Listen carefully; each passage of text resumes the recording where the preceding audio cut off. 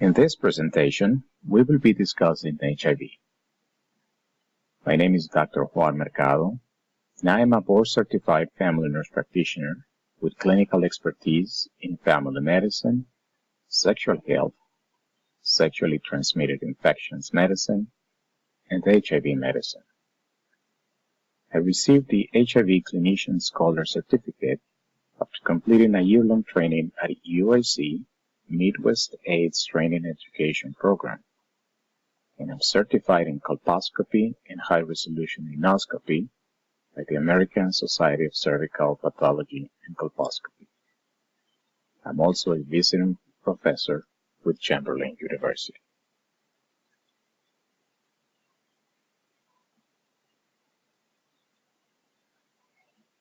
HIV-1 is an RNA virus. HIV gains access to its target cells via multiple interactions of viral proteins with receptors on the cell membrane in a process called fusion. After fusion occurs, viral RNA is released onto cell cytoplasm. Once inside the cell, the viral enzyme reverse transcriptase produces a double-stranded DNA from the viral RNA template. The newly synthesized viral DNA then integrates into the host genomic DNA. Once integrated into the host DNA, the viral genome can remain latent or undergo active expression.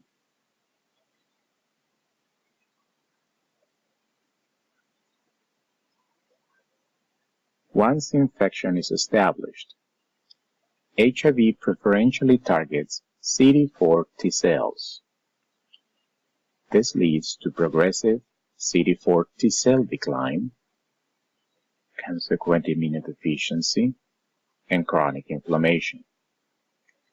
In untreated disease, circulating memory CD4 T cells, some of which are infected, are both dividing and die at an accelerated rate.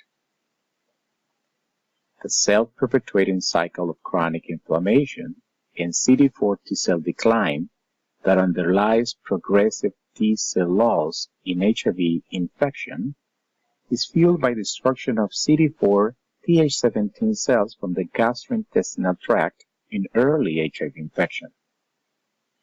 When CD4 Th17 cells are depleted, gut microbes can migrate into circulation. These vigorously activate the immune system, resulting in activation-induced cell death and/or altered homeostasis. Additionally, the inflammatory response generated by HIV results in collagen deposition in lymphoid tissue. The scarring of the lymph nodes, which is irreversible, prevents normal T cell homeostasis and antigen presentation.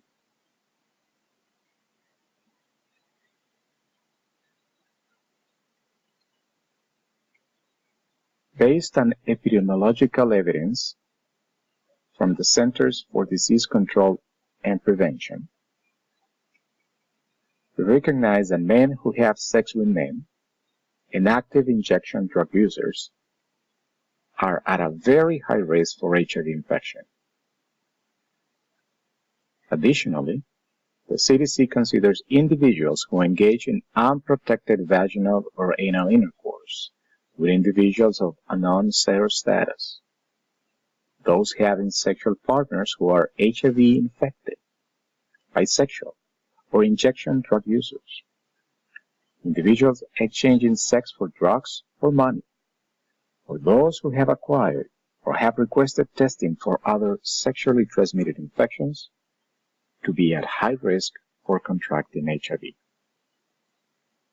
Persons who are not sexually active, those who are sexually active in exclusive monogamous relationships with uninfected partners, and those who do not fall into any of the high risk or very high risk categories are not considered at increased risk for HIV infection.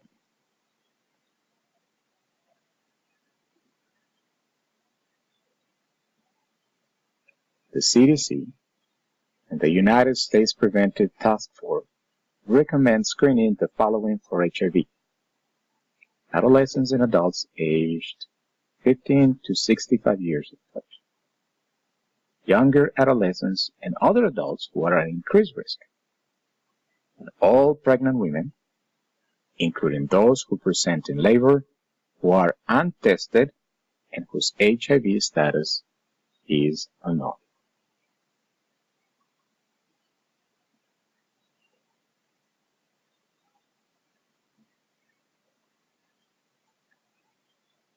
HIV is a sexually transmitted infection that can be readily found in semen, vaginal fluid, blood, and breast milk. It may also potentially be found in cerebrospinal fluid, synovial fluid, amniotic fluid, pleural fluid, peritoneal fluid, and pericardial fluid. However, urine, feces, and saliva are not considered infectious. The most common modes of HIV transmission are through IV drug use and sexual intercourse.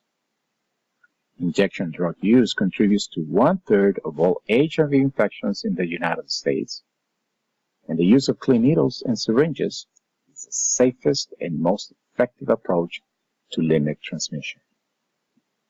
During sexual intercourse, both partners are at risk for contracting HIV if they participate in anal or vaginal sex. However, women are more likely to contract HIV from an infected man than the other way around. HIV is rarely transmitted through oral sex. Acutely infected patients with very high viral loads are at the greatest risk of transmitting the virus. And patients with coexisting sexually transmitted infections have shown an increase in HIV transmission, likely due to heightened infectivity and susceptibility. Although not 100% effective, keeping an infected partner's viral load low reduces the risk of transmission to an HIV-negative partner. Occupational exposure by needle stick or with infected body fluid that comes in contact with non-intact skin is a very low risk of infection to the recipient.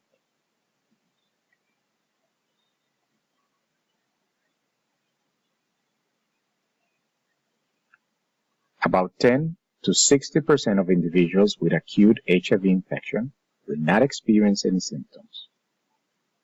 Additionally, many individuals who develop a symptom or sign of acute HIV infection report a mild, short-lived, non-specific symptom during the first 4 weeks of infection. In patients who have acute symptomatic infection, the usual time for HIV exposure to the development of symptoms is 2 to 4 weeks. Most symptoms associated with acute HIV infection are self-resolving. However, the severity and duration of symptoms vary widely from patient to patient. Symptoms and signs associated with acute symptomatic HIV infection, known as acute retroviral syndrome, include fever, lymphadenopathy, sore throat, rash, myalgia, arthralgia, diarrhea, weight loss, and headache. None of these findings is specific for acute HIV infection, but prolonged duration of symptoms and the presence of mucocutaneous ulcers are suggestive of the diagnosis.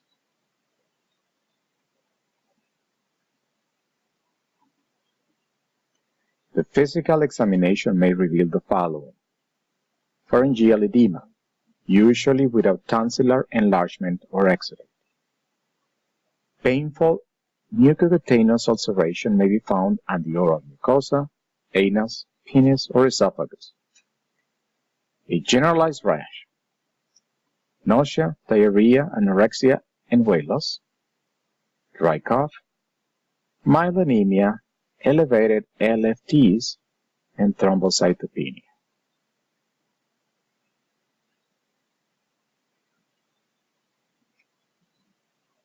The differential diagnosis of acute HIV infection includes the following: mononucleosis due to Epstein-Barr virus, cytomegalovirus, toxoplasmosis, rubella, syphilis, disseminated gonococcal infection, viral infections, and autoimmune diseases.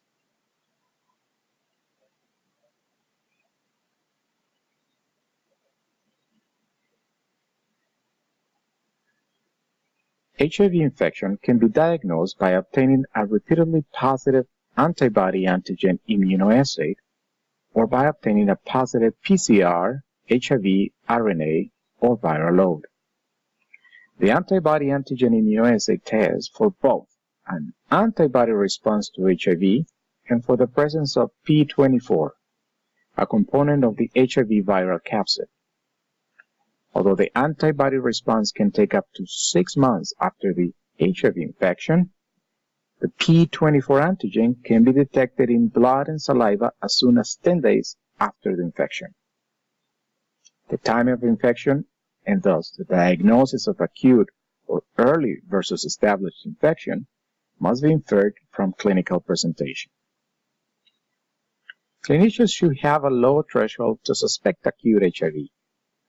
Infection should be considered in patients who present with the more typical signs and symptoms, including an ill-defined febrile illness, heterophile negative mononucleosis-like syndrome, heterophile positive mononucleosis in an unusual host, for example, an older adult patient, and or aseptic meningitis. Early HIV infection should also be considered in patients who have had a recent high-risk exposure or those who have had a recent sexually transmitted infection, particularly syphilis, regardless of the presence of symptoms and signs.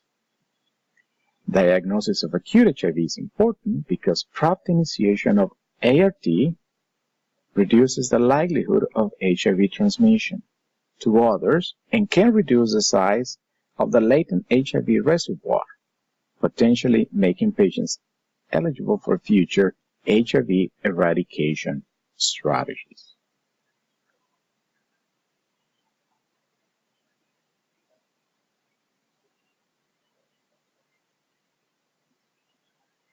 Any patient with a new diagnosis of HIV should be referred to an infectious disease HIV specialist because treatment is very complex. Currently, there are more than 27 different antiretroviral agents that consist of 6 different mechanisms of action aimed at providing maximal viral suppression when used in combination. The available classes of agents include NRTIs, NNRTIs, protease inhibitors, fusion inhibitors, CCR5 receptor antagonists, and integrase strand transfer inhibitors. Although I will go over this very briefly, this is something that will be managed by the HIV specialist. The ability to recognize the medication classes as treatment options and to know the guideline recommendations when starting ART is the key.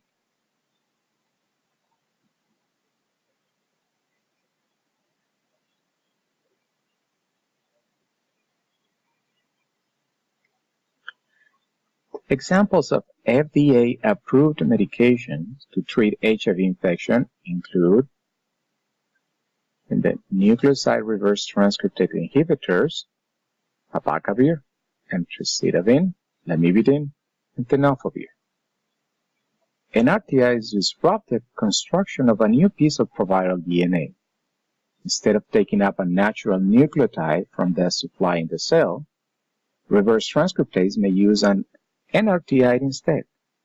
Because HIV has no mechanism for correcting such mistakes, NRTIs interrupt reverse transcription and thereby halt HIV replication. Non-nucleoside reverse transcriptase inhibitors include efavirenz, etravirenz, nevirapine, and rilpivirine. NNRTIs interfere with reverse transcriptase by binding directly to the enzyme and thereby halt HIV replication. Protease inhibitors such as atazanavir, darunavir, and lopinavir block the activity of the protease enzyme, which HIV uses to break up large polyproteins into the smaller pieces required for assembly of new viral particles. The resultant virions are immature and unable to infect new cells. Fusion inhibitors, such as enfortumab, block the GP120 glycoprotein and HIV's envelope from binding to the CD4 receptor. Entry inhibitors, such as maraviroc, block the GP120 from binding to a second receptor and the CD4 T cell. And integrase inhibitors, such as dolutegravir, elvitegravir, and raltegravir, work by blocking the HIV enzyme integrase that allows a virus to splice copies of itself into human DNA. The selection of ART should ideally include 3 active medications from at least 2 different antiretroviral classes. Current guidelines recommend to start with a backbone comprised by 2 NRTIs and a third agent, which can be an NRTI, a PI, or an INSTI. In addition to starting patients an ART as soon as possible, those patients with a CD4 T cell below 200 should be placed on daily Bactrim to prevent development of pneumocystis jirovecii pneumonia.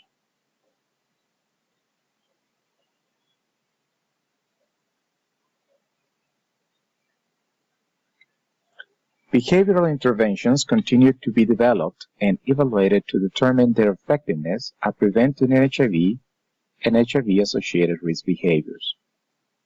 Combination interventions targeted to specific at-risk groups may be more effective than broad prevention measures for the general population due to various social and cultural subtleties and HIV-related health disparities unique to particular communities. Condom promotion and skills training and condom distribution services have been mainstays for many sex education and HIV prevention programs. Studies estimate that condoms reduce HIV transmission by greater than 70% when used consistently by serodiscordant couples. Adolescents and adult women may be especially vulnerable to transmission, not only from sociocultural factors such as sexual coercion and violence, partner, alcohol, and drug use, and difficulty negotiating condom use, but also from biological factors such as mucosal and immunological features unique to the female genital tract. Behavioral interventions targeted to young people have attempted to reduce HIV risk by delaying sexual debut, promoting consistent condom use, and reducing partner concurrency and changes.